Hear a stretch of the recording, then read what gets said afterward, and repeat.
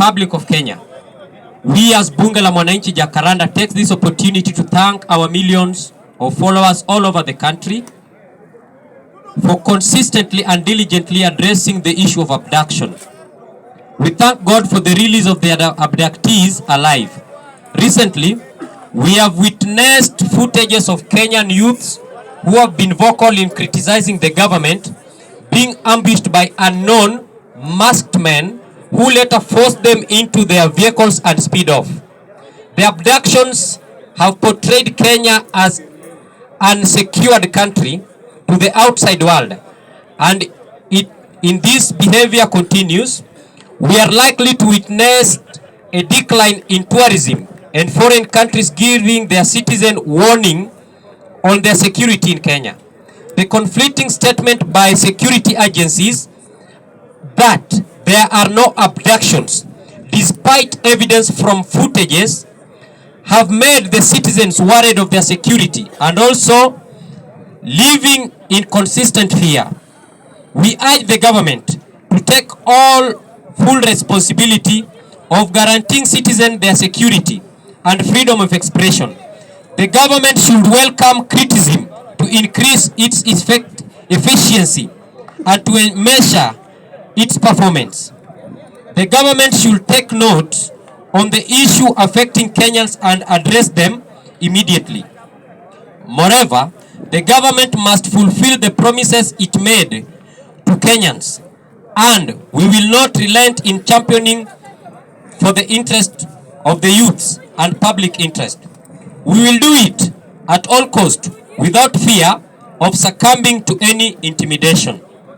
Bunge la Mwananchi Jacaranda thanks in a special way the Law Society of Kenya, religious leaders led by Catholic, Anglican, PCA, Legio Maria, Rome Salaba, Akorino, and all churches in Kenya, the Kenya Human Rights Commission, and all other activism groups.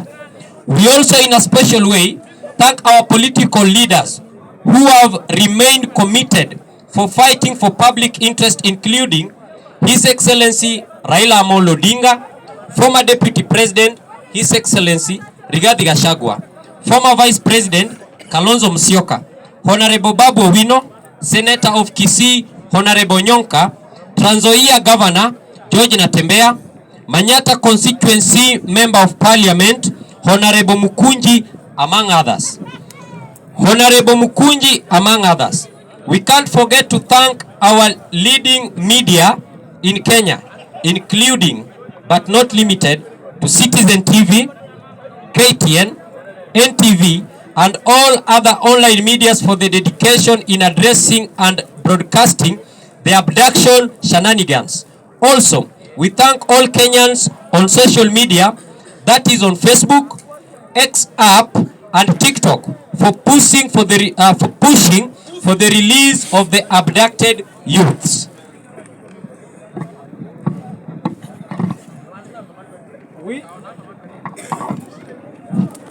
We appeal to our President, Dr. William Samoei Ruto, to follow the Machiavellian principle of keeping friends for friendship and working with the competent in order for him to achieve the pledges he made to Kenyans.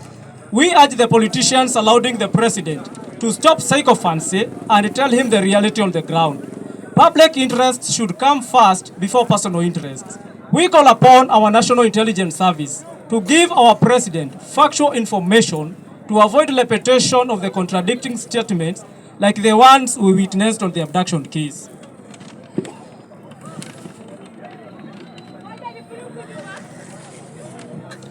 From the feedback we as Bunge la Mwananchi Jacaranda have obtained from our followers all over the country, the new university funding model is so discriminative and have made the cost of education high, especially to the students from vulnerable families who have missed the scholarships. On education, the government should fully implement CBC by employing more junior secondary school teachers, providing learning materials for grade 9 students, and constructing enough classrooms to create a conducive environment for learning. Our followers have complained that SHA and SHIF are not working well, and that have made it hard for them to get appropriate medical care. Inadequate health Our followers have complained that SHA and SHIF are not working well, that have made it hard for them to get appropriate medical care. Inadequate health personnel and drugs have made health sector in this country so poor.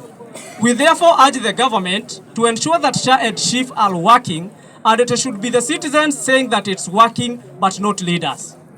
Our followers have also complained about the punitive taxation policies which have made business environment so unconducive.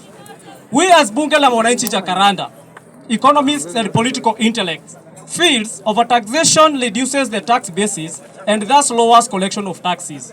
If the government intends to collect more taxes, it should broaden the tax base by reducing punitive taxes and giving incentives to encourage both small-scale and large-scale investments. This will not only make the government collect more revenue, but also it will help in reducing the unemployment level in the country.